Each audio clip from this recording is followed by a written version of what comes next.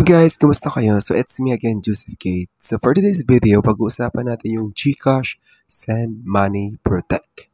Ano nga ba yung pros and cons ng feature na to ng GCash, which is Send Money Protect? So when we say Send Money Protect, it's all about money protection. So ang mangyayari dito guys sa Send Money Protect feature ng GCash is si sender is insured siya if ever na ma-discover niya na may something na mali doon sa pinadala niyang pera. Pwede niyang i-request as refund the moment na ma-discover niya na may mali doon sa recipient nung pinadala niyang pera. Pwede niyang i-refund all amount yon. Kaya naman, yung nangyayari ngayon is naging issue siya sa mga retailer store, yung mga nagpapa-cash out sa GCash na hindi nila inaalaw yung encrypted ng Send Money Protect feature ng GCash kasi pwedeng i-refund ni sender yon.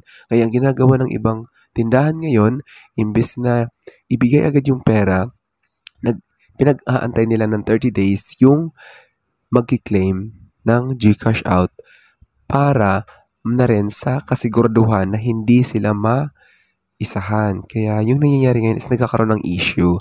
So, ano nga ba yung dapat gawin para ma-cash out mo agad yung pera na yun na kailangan mo? Simple lang, wag mong i-enable yung Send Money Protect para hindi kayo tanggihan nung tindahan na kung saan kayo magpapa-cash out. Wag nyong i-on yung feature na yon.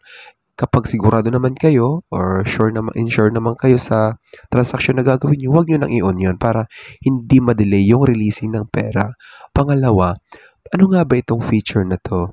Itong feature na to guys, yung Send Money Protect is nangangahulugan lang na sinisigurado ni GCash yung transaction ninyo. Pero naman kung sure kayo sa transaction nyo, di nyo na kailangan nalagyan ng Send Money Protect yung pinadala yung pera. Kapag trustworthy naman yung pinadalahan nyo. Kasi yung mangyayari doon, magkakaroon ng problema. Mangyayari lang kasi yun kapag pinadala mo yung pera mo sa hindi mo kanong kakilala. Pwede mong i-enable yun. At 30 pesos yun guys. Within 30 days.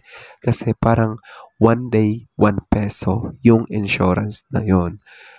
Feature ngayon na bago ng GCash kapag nag-update kayo. Simple lang. Kapag nagpadala kayo ng pera para kung gusto nyo na i-enable or hindi, punta lang kayo dun. I-option out nyo lang yung 30 pesos na yun para hindi ma-enable yung feature na yun.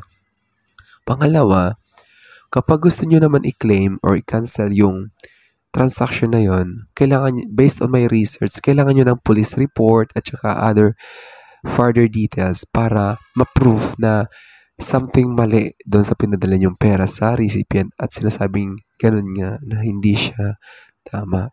At kapag napatunayan na okay naman lahat, na proof mo na may mali talaga doon sa recipient, doon na yun i-refund ni GCash yung amount kung magkano yung pinadala nyo. Yung maximum coverage kasi nun is 15,000 na guys. So, yun lang. Sana may na-share ako. Don't forget to subscribe for more videos. Bye!